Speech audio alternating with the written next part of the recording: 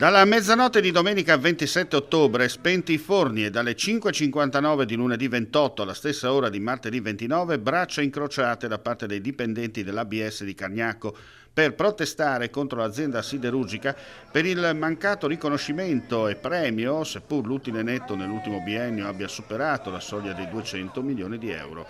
Ma la goccia che ha fatto traboccare il vaso, la scoperta di una telecamera nascosta piazzata all'interno dello stabilimento per controllare gli addetti. Un mix di conseguenze che hanno spinto i lavoratori, in accordo con le sigle sindacali e l'RSU, si registra l'adesione pressoché totale con il blocco della produzione all'organizzazione del presidio permanente davanti all'ingresso degli uffici a Cargnacco.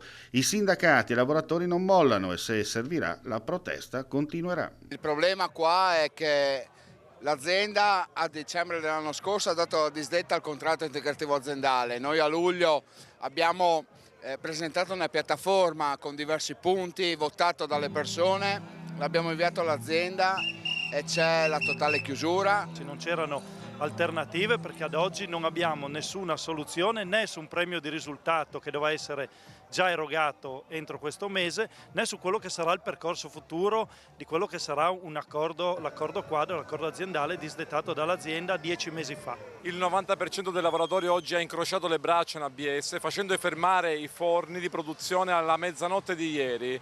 I lavoratori chiedono un confronto che, se non dovesse arrivare nelle prossime ore, auspicheremo sicuramente un altro pacchetto di scioperi che potrebbe comunque coinvolgere i lavoratori entro la settimana prossima.